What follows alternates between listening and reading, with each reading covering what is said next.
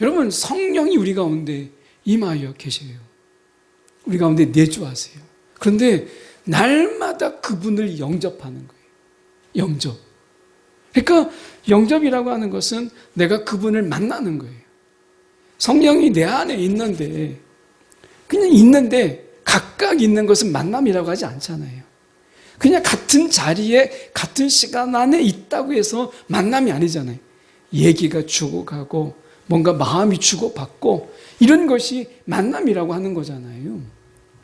오늘 성령과의 만남, 그 성령을 내가 매일 영접함으로 인해서 축복을 주시잖아요. 항상 주와 함께 있으리라. 우리 가운데 성령을 영접하면 항상 우리에게 늘 간섭하시고 능력을 행하게 하시고 성령의 인도함이 있는 거예요.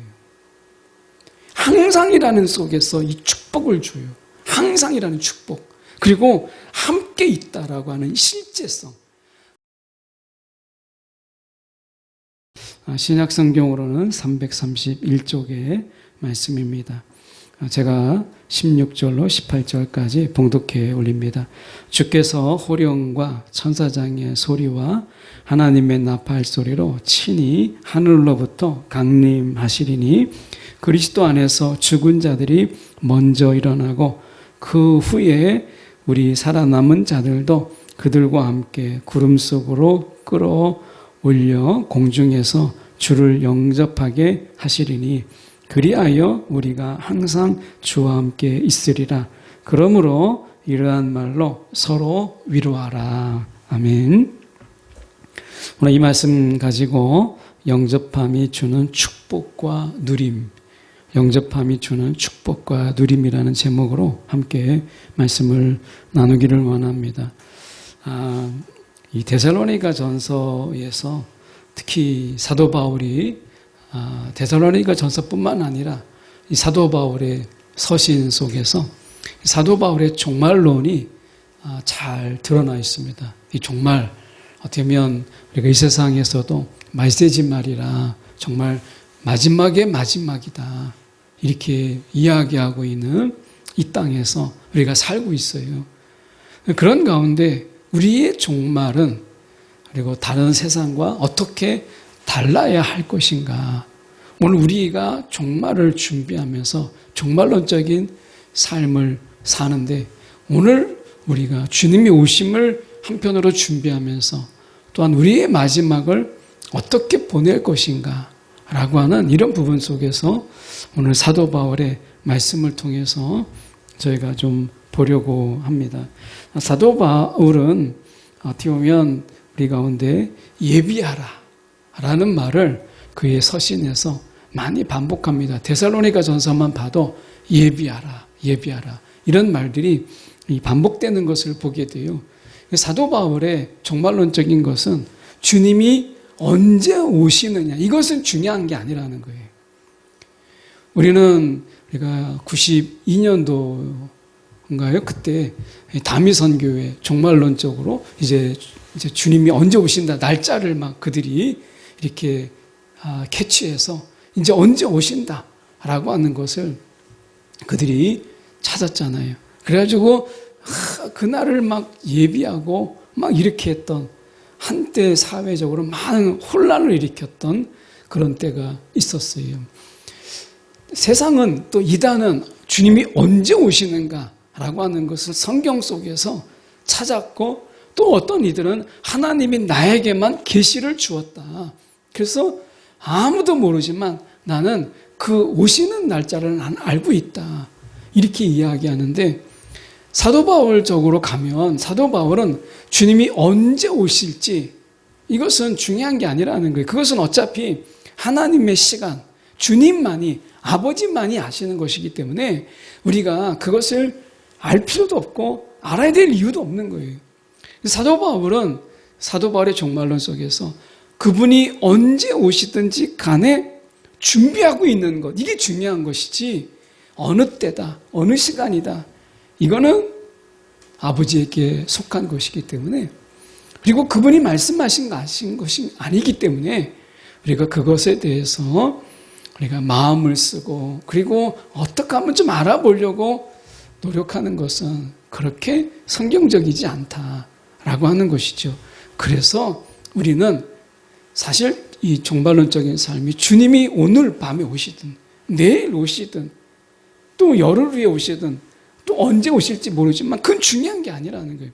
준비만 하고 있으면, 그래서 오늘 주님이 오시더라도 내 삶에 부끄러움이 없고 10년 후에 오시더라도 한결같은 그런 삶 속에서 변하지 않는 그런 삶 속에서 성장과 성숙은 있지만 변하지 않는 우리의 신앙 속에서 주님이 언제 오시든 우리는 그것이 두렵지 않는 이런 삶을 사도 바울은 살라 이렇게 얘기해요. 준비하는 삶, 예비하는 삶. 우리가 학생들을 보면 우리가 어떻게 돼요? 항상 예습과 복습, 특히 이제 복습을 많이 강조하잖아요. 이 복습으로 항상 이 공부가 준비되어 있는 사람들은 시험이 갑자기 언제 시험 본다고 해도 사실 걱정이 되지 않는 거예요. 항상 준비가 되어 있으니까. 오히려 기회로 여기죠. 그런데 공부가 되어 있지 않고 준비가 되어 있지 않는 그런 학생들은 시험 날짜가 오면 이제 걱정이 시작하고 내가 어떻게 이 많은 분량을 내가 공부할 것인가. 이것 때문에 스트레스를 받죠. 오늘 우리가 종말이 우리에게 스트레스인지 아니면 기다림이 되는지 라는 부분들은 결국 우리가 매일매일의 삶을 어떻게 살고 있는가 라고 하는, 하나님 앞에 오늘도 부끄러움이 없는 이런 삶을 살 때에, 그렇게 될 때 주님이 언제 오시든 그것은 우리 가운데 중요한 문제가 아니라는 거죠. 사도 바울은 하나 더 이야기합니다. 주께서 예기치 않는 날에, 이건 너무 분명한 거잖아요. 도둑같이. 아니면 그 주님께서 언제 오실지를 우리가 예기치 못한 그 상황 속에서 오실 것을 경고하고 계시다라는 거예요. 그러니까 주님이 오시는 것을 우리가 예상하려고 또 우리가 어떤 날이 올 건지라고 하는 부분에서 우리가 마음 쓸 것이 아니라 언제 오시든지 예기치 않는 순간에 오신다. 적어도 우리가 뻔한 날에 오는 게 아니라 예기치 않는 그런 날에 주님이 오신다라고 하는 이 분명한 이것을 우리가 가지고 있는 것이 중요한 것이죠. 자, 그런 의미에서 우리가 세 가지 정도를 먼저 살펴보려고 하는데요. 마지막 날에 오실 분은 주님이시다. 16절에 주께서 이렇게 돼 있어요. 주께서. 마지막에는 주님이 직접 오신다라고 하는 거예요. 이 하나님의 천사들을 보내거나 하나님의 대리자를 보내지 않고 예수님께서, 부활하신 예수님께서 직접 우리 가운데에 오신다라고 하는 거예요. 이 마지막에 이 주님이 직접 오실 것을 말씀하고 계시고, 오늘 주님께서 오실 때 호령과 천사장의 소리와 하나님의 나팔 소리, 이렇게 말씀해요. 이것이 어떻게 보면 같이 묶어져 갈 수도 있어요. 왜냐하면 이 관사가 붙어 있지 않기 때문에. 그런데 각각의 의미가 또 있어요. 호령이라고 하는 것은 우리가 어떻게 보면 권위를 이야기하는 거죠. 예수님의 그 권위. 마지막에 이제 구원자로 오실 때는 때리면 맞고, 때로는 이제 예수님을 괴롭히기도 하고 조롱하기도 하고, 그리고 죽이려고 위협했을 때 예수님이 피하기도 하셨잖아요. 그런데 그건 구원자로 오셨을 때의 예수님의 모습이에요. 그때도 예수님이 말씀의 권위가 있었죠. 영적인 권위가 있었어요. 그런데 구원자로 오실 때보다 이제 심판주로 오실 때는 그 권위가 훨씬 더 힘이 있어요. 그래서 호령이라고 하는 것은 다시에 주님이 오실 그때의 심판의 날에 오실 때는 세상의 모든 왕들이 예수님 앞에 무릎을 꿇는 그런 권위를 가지고 이 땅에 오세요. 구원자로 오실 때에 예수님께서는 마을 구유에 나신 예수님, 그를 알아보는 우리가 동방박사나 그리고 목자들이 예수님 앞에 경배를 드렸지만, 그러나 세상의 왕들은, 특히 헤롯 같은 경우는 예수님을 죽이려고 했어요. 이렇게 본다면 구원자로 오신 예수님의 그 권위와 이제 심판주로 오시는 예수님의 권위는 비교할 수 없다. 그래서 호령이라고 하는 것은 심판주로 오신 예수님의 권위를 보여줘요.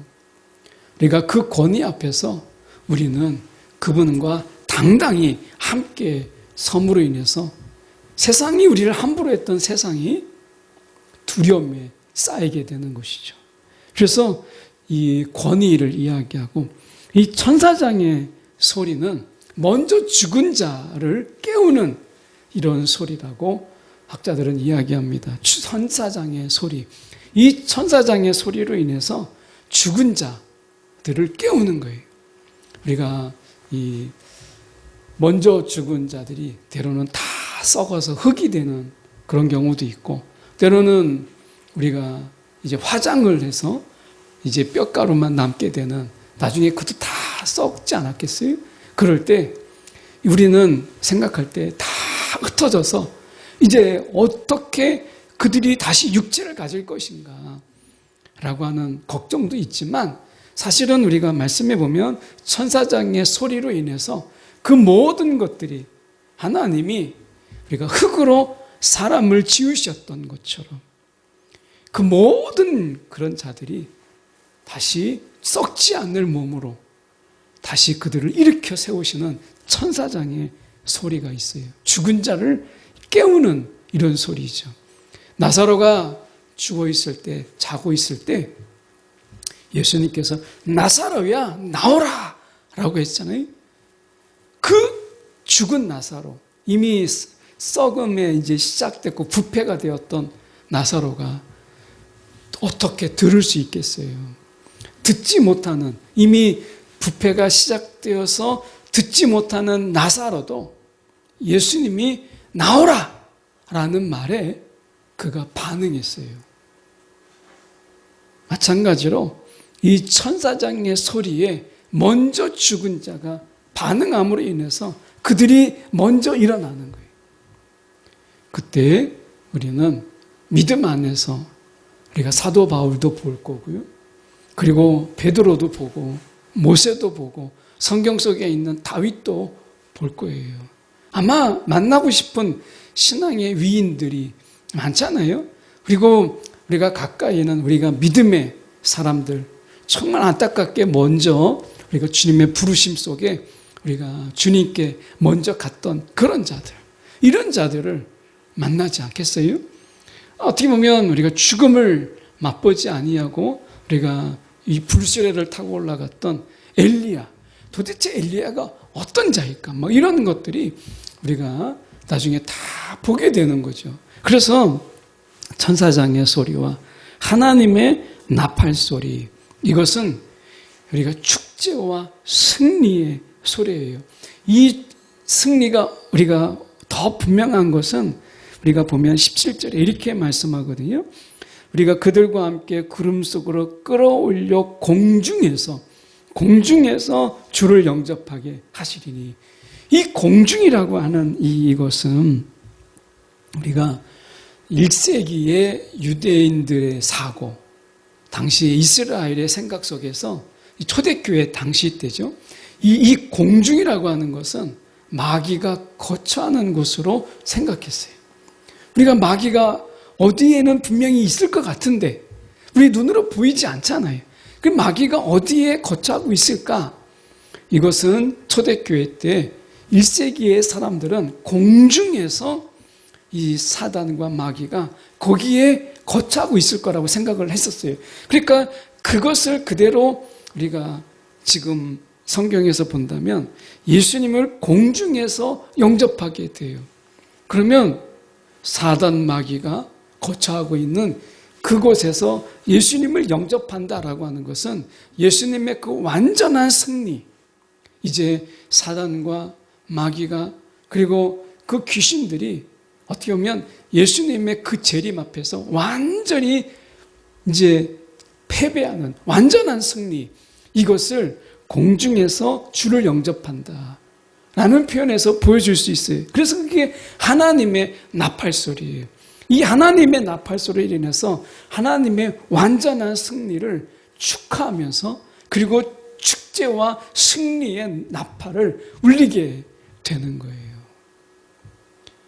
여러분, 우리가 마지막에 이 소리들이 거짓과 미혹과 유혹의 소리들이 다 사라지고, 호령과 그 권위의 호령의 소리와 천사장의 이런 소리, 그리고 하나님의 나팔 소리, 이러한 소리들로 가득하게 되는 거예요.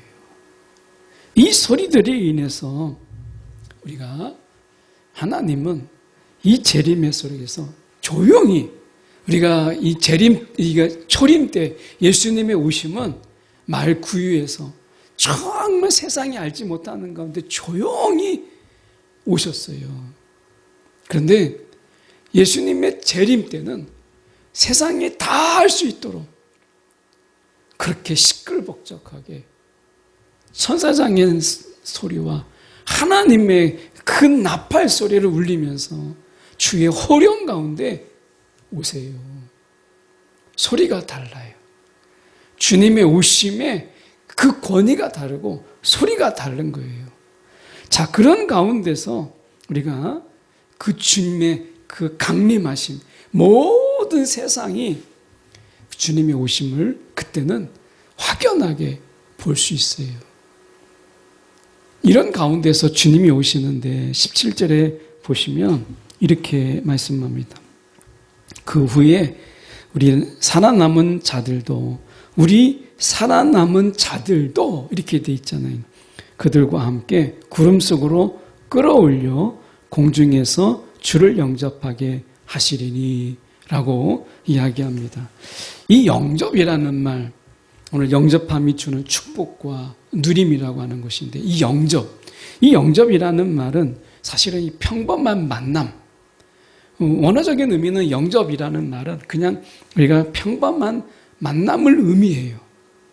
주님과의 만남, 또 인격적인 어떤 만남을 이야기합니다. 그래서 내가 주님을 영접했다라고 하는 것은 주님을 인격적으로 만났다라고 하는 거예요. 만남이라는 게 많잖아요. 지하철에 그냥 스치듯이 지나가는 이런 사람들, 버스 속에서 목적지 갈 때까지 잠깐 보는 사람들의 만남도 있지만, 어떻게 보면 우리가 영접이라고 하는 것은 인격적인 그 만남, 우리가 이런 만남이 많잖아요. 그런 의미에서 우리가 평범하지만 인격적인 만남을 영접이라고 해요. 그런데 여기서 말하고 있는 영접이라고 하는 것은 좀 다른 의미가 있어요. 어느 지역에 이제 새로운 관리가 왔어요. 우리가 관리가 아니더라도 이제 교회에서 새로운 목사님이 오시거나 이렇게 하면 우리가 환영을 하고 그걸 맞이하잖아요. 제가 이렇게 중국의 묘족을 가거나 아니면 미얀마에 이렇게 그때 그 트딤이라는 지역에 이제 이렇게 가게 되면 많은 마을 사람들이 다 이렇게 도열해 있어요. 그리고 그들의 민족 음악을 그 민족 음악으로 찬양도 하고 민족 음악으로 노래를 해요. 미얀마 갔을 때는 그 트딤에서 축포를 몇 발 쏘더라고요. 우리가 온다고. 그 마을 사람들이 다 도열해 있는 거예요. 그들이 나와서 저희를 환영하고 막 일일이 다 악수를 하는 거예요. 여기서 영접이라고 하는 것은 환영이고, 그리고 새로운 분이 와 있을 때 이것을 맞이하는 공식 어떤 환영 인사, 이런 거예요. 공식 환영 인사. 우리가 대통령이나 이런 우리가 대통령이 외국에 나갔을 때 누가 공항에서 맞이하러 나오느냐, 이것에 따라서 결국 그 나라에서 어떤 대접을 받느냐, 이게 이제 결정이 되는 거죠. 대통령이 갔는데 그 나라의 공항이 있는 한 서울시장이 우리 식으로 얘기하면 서울시장이 나오는 거예요. 이거는 대통령이 갔는데 시장이 맞이했다. 이렇게 되면 거의 푸대접인 거예요. 적어도 외교부의 장관이 나오든지 총리가 나오는 거예요. 그런데 그 나라의 대통령이 직접 공항까지 나왔다. 이렇게 하면 귀빈 대접을 받았다. 국빈 자격으로 갔다. 이런 이야기를 해요. 그러니까 누가 맞이하러 나오느냐. 이것은 굉장히 중요한 문제예요. 그러니까 그분을 맞이할 때 누가 나오느냐. 이것이 굉장히 중요한 거죠. 이제 추석이 가까웠을 때 어떻게 해요? 제가 어렸을 때 생각해 보면 이제 할머니 집에 가거나 돌아가신 외할머니 이렇게 가면 막 손주가 왔다고 막 버선발로 나와가지고 막 안아주고 막 이렇게 등 두들겨주고 너무 밝은 모습으로 막 신발도 안 신고 나오셨던 그때 모습이 생각이 나요. 그런 모습 속에서 야 내가 환영받는구나. 야 내가 정말 그 기쁨이 돼서 야 정말 내가 그냥 못 올 때 온 게 아니라 막 기쁨으로 맞이하는 그 모습 속에서 너무 좋은 거예요. 환영받고 있다는 것. 우리가 어디 가든지 내가 누군가가 우리를 맞이할 때 정말 웃는 모습으로 맞이해주는 환영받고자 하는 마음이 우리 가운데 있잖아요. 오늘 예수님께서 이 땅에 오실 때 그분을 맞이하는 것이 누구냐면 다른 누구도 아니에요. 그분을 맞이하는 것은 살아남은 자들도 이제 죽은 자들이 먼저 다 일어나서 주님과 함께 이제 올 때에 살아남은 자들이 우리가 구름 속으로 끌어올려서 이렇게 이야기합니다. 근데 여기서 우리가 생각해야 될 것은 무엇이냐면 휴거라는 말을 우리가 휴거신학 이렇게 얘기하는데 사실은 휴거라는 말은 성경에 없어요. 만약에 이 사도 바울이 휴거라는 것을 설명하려면 이렇게 본문처럼 애매하게 그리고 이렇게 두루뭉술하게 이렇게 표현하지 않고 아마 휴거라는 부분을 한 챕터로 성경의 한 챕터로 분명하게 이야기했을 거예요. 너무나 중요한 거잖아요. 그런데 여기서 보면 영접이라는 말에 더 포인트가 있지 우리가 휴거라는 말에 더 액센트를 찍고 있지 않다는 것을 보게 돼요. 휴거라는 말을 하지 않고 우리가 구름 속으로 끌어올려 그분을 영접한다. 이렇게 맞이하는 것이거든요. 이 사도 바울은 로마의 이 관습이나 로마의 풍습을 가지고 성경을 설명하는 경우가 혹 있었어요. 오늘 본문도 그것이 하나인데 이제 왕이 전쟁에 나갔어요. 큰 승리를 거두고 돌아왔어요. 그래서 노획물도 많고 그래서 이제 왕이 큰 승리를 이제 안고 오는 거죠. 그럴 때 궁에 남아있던 신하들이 왕이 오는데 뭐 오겠지. 이겼다는데 알아서 오겠지. 그렇게 하면서 궁에 가만히 있어서 왕을 맞이하는 자가 누가 있어요. 왕이 오면 궁원에 이제 궁전에 남아있던 신하들이 다 나가서 이제 성문 밖에 나가서 그 왕을 맞이하는 거 아니겠어요? 바로 그거예요. 휴거를 이야기하는 게 아니라 주님을 영접하러 우리가 그 공중에서 주님을 맞이하고 다시 이 땅에 내려와서 우리는 주님과 함께 왕 노릇하는 거예요. 이단들이 이야기하는 것처럼 휴거를 이야기할 때 항상 이단들은 이야기해요. 나중에 환란이 있다. 우리가 휴거한 다음에 환란이 있다. 이 환란 속에서 우리를 건지셔서 우리가 환란을 면케하신다. 이렇게 이야기해요.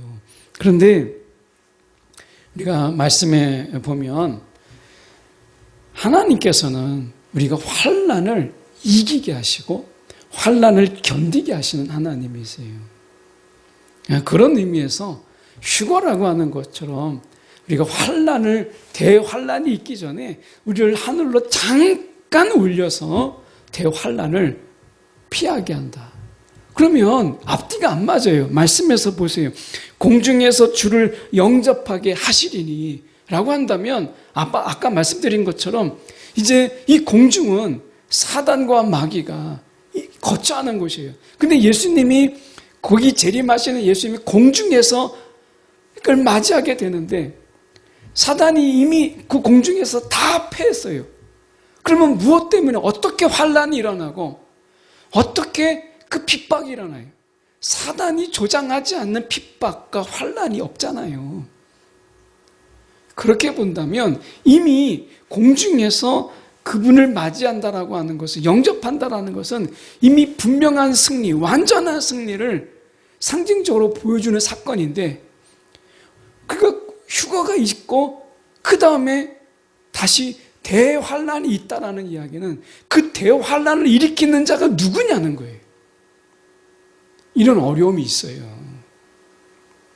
그래서 우리가 휴거는 아니다. 특히 대환란을 면케하는 휴거, 이것은 성경의 근거가 약해요. 오히려 우리가 이 본문은 데살로니가 전서, 데살로니가 교회는 이제 신생교회예요. 이 사도 바울이 오랜 동안 머물지 않았어요.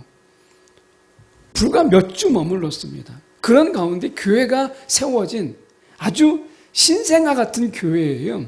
그런데 사도 바울이 길게 머물러 있었다면 복음도 가리키고 어떻게 살아야 되는지도 말씀하고 마지막에 되어질 일도 다 이야기했을 텐데 그렇지 못한 거예요. 그런 가운데 데살로니가 교인들이 이제 궁금증을 가지게 된 거예요. 우리가 죽게 되면 다 시신이 썩게 될 텐데 우리가 죽은 이후에는 우리가 어떻게 됩니까? 주님이 오시게 되면 우리는 어떻게 됩니까? 이런 궁금증을 가지게 됐을 때 사도 바울이 이 데살로니가 전서를 가지고 쓰게 된 거예요. 그래서 쓰게 된 동기는 우리가 주님을 살아있는 자도 죽은 자도 다 공중에서 주님을 영접한다. 이렇게 이야기한 거죠. 다르게 얘기하면 데살로니가 전서의 교인들은 죽지 않고 마지막까지 살아남은 자가 하나님 앞에 더 큰 영광을 누리지 않을까? 그래서 죽음에 대해서 두려워했어요. 시신이 썩는 거에 대해서 걱정이 많았어요. 이거에 대한 대답으로 사도 바울이 죽은 자가 먼저 일어나고 살아있는 자들도 주님을 영접한다. 공중에서. 그러니까 살아있는 자나 죽은 자나 예수 안에서 죽든지 살든지 다 그분의 영광을 위해서 하는 것이지 나중에 살아있는 자가 더 큰 영광이다. 이런 게 아니다. 라고 하는 것을 이야기하는 거예요. 그래서 주님께서 오늘 우리 가운데 지금 우리가 환난, 우리가 지금 예수 마음대로 믿고 우리가 찬양 마음대로 할 수 있음에도 불구하고 우리가 찬양하지 못하고 기도하지 못하고 우리가 예배드리지 못하는 우리 약함을 많이 보잖아요. 그런데 지금 세상 곳곳에는 대환란 못지않은 큰 환란들이 예수 믿는다고 핍박과 환란이 어마어마합니다. 선교사들이 당하고 있는 그런 핍박도 많아요. 그런 의미에서 지금도 핍박은 계속되고 있어요. 오늘 어떻게 보면 이 성령은 우리 가운데 이런 가운데서 견디어내고 이겨낼 수 있도록 우리를 지키시는 성령이시고 우리와 함께 하시는 성령이시잖아요. 그런데 나중에 대환란을 우리가 잠깐 피하기 위해서 공중에 우리가 휴거가 된다 라고 이야기한다면 이거는 이 본문에 어울리지 않는 거예요. 우리가 보면 우리가 끌어올려 공중에서 주를 영접하게 하시리니 그리하여 우리가 항상 주와 함께 있으리라. 우리가 그 이후부터는 우리가 항상 주와 함께 있어요. 그런데 공중에서 이제 주님을 맞이하고 그런 가운데서 이제 항상 주와 함께 있게 되는 그런 삶을 사는데 환란이 있고 엄청난 핍박이 있다.